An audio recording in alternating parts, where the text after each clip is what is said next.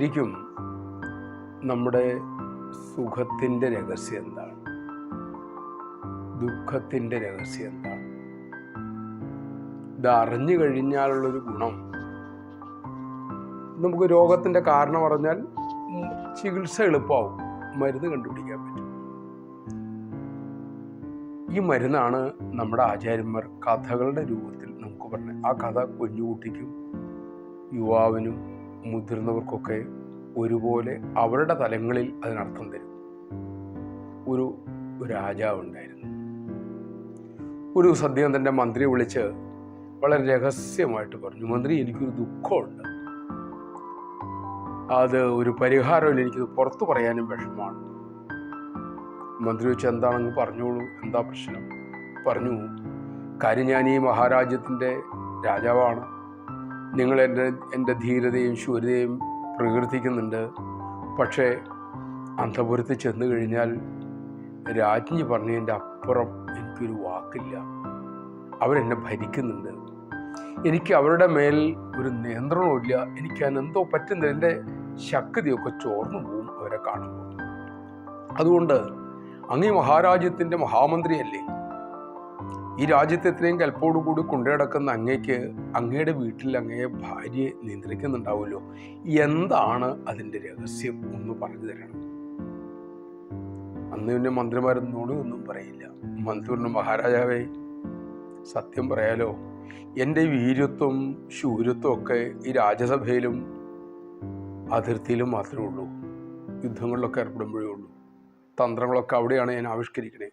പക്ഷേ വീട്ടിലെത്തിക്കഴിഞ്ഞാൽ ഇതൊക്കെ ഞാൻ വിട്ടുപോവുകയാണ്. ഞാൻ അവിടെ പരാജയമാണ്. എൻ്റെ സഹധർമ്മിണി എന്താണോ പറയണേ അതിൻ്റെ അപ്പുറത്തേക്ക് പോകാൻ എനിക്കും പറ്റാറില്ല. രാജാവ് പറഞ്ഞു, മഹാമന്ത്രി, ഒരു രാജ്യത്തിൻ്റെ ഗതി നോക്കണേ. നമ്മുടെ ആ വിശ്വസ്തനായ പടത്തലവനെ വിളിക്കൂ. ഒരുപക്ഷെ അദ്ദേഹത്തിന് നമുക്ക് ഒരു പരിഹാരം നിർദ്ദേശിക്കാൻ പറ്റും. അങ്ങനെ മന്ത്രി രാജാവും കൂടിയിട്ട് പടത്തലവനെ വിളിച്ചു. സേനയെ നയിക്കുന്ന ആളല്ലേ, കണ്ടാൽ തന്നെ ഭയം തോന്നും. അദ്ദേഹത്തിൻ്റെ മുമ്പിലും ഇതേ വിവരം അവതരിപ്പിച്ചു. എല്ലാം കേട്ടുകഴിഞ്ഞപ്പോൾ പടത്തലവൻ കൂപ്പോയോട് പറഞ്ഞു, ഇവർ 3 പേരുള്ളൂ ഇപ്പോൾ ആ മുറിയിൽ. പറഞ്ഞു, ക്ഷമിക്കണം, ഞാൻ ഭീകരമായ ശത്രുക്കളെ നേരിടാറുണ്ട്. നിരവധി രാജ്യങ്ങളുമായിട്ടുള്ള യുദ്ധത്തിൽ നമ്മൾ ജയിച്ചിട്ടുണ്ട്. പക്ഷേ എനിക്ക് എൻ്റെ ഭാര്യയുടെ മുമ്പിൽ അത്രയൊന്നും ധൈര്യം വരാറില്ല. അവിടെയും അവർ പറയണയാണ് നടക്കാറ്.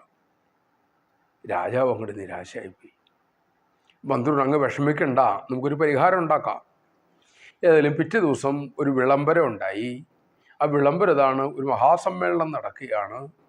അവിടെ ഈ രാജ്യത്തുള്ള സകല ഭർത്താക്കന്മാർക്കും മാത്രമായിട്ടാണ് സമ്മേളനം. എല്ലാവരും അവിടെ സമ്മേളിക്കുക.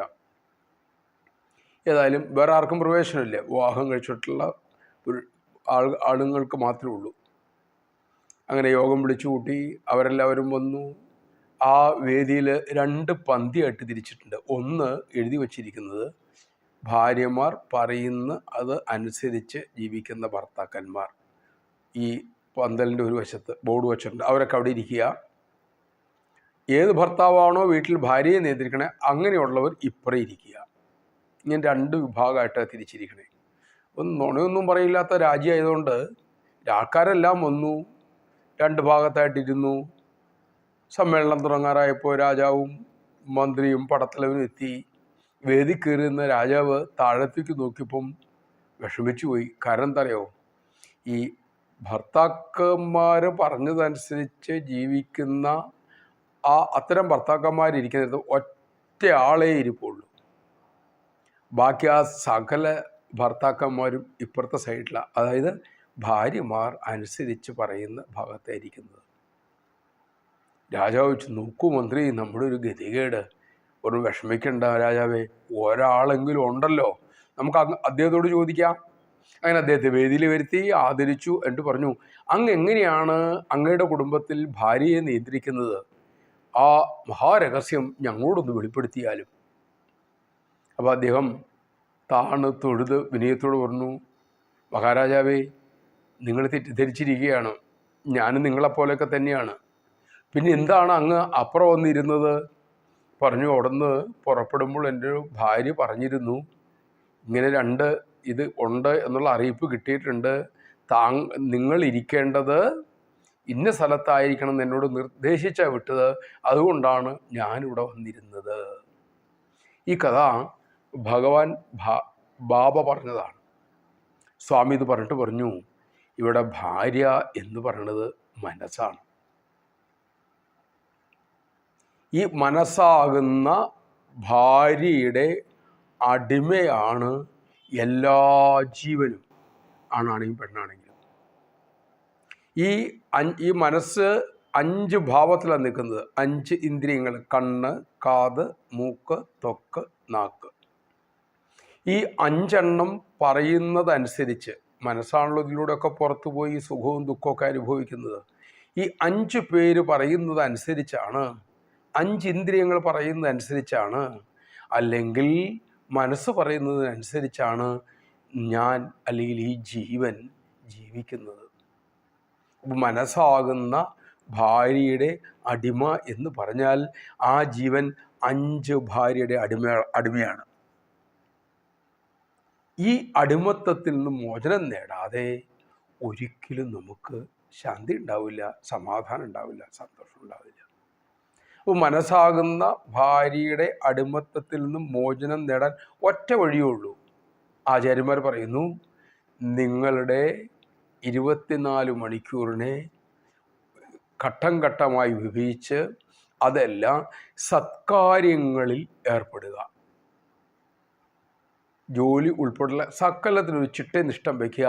അതിനപ്പുറം പോകാതിരിക്കണമെങ്കിൽ നമ്മൾ ടൈറ്റ്ലി എൻഗേജ്ഡ് ആയിരിക്കണം.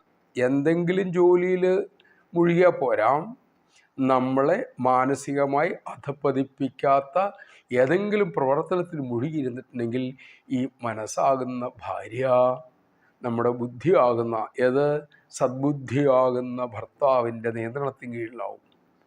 അപ്പോഴാണ് യഥാർത്ഥ ശാന്തിയിലേക്കുള്ള പാത തെളിഞ്ഞു വരിക എന്ന് നമ്മുടെ ഗുരുക്കന്മാർ നമുക്ക്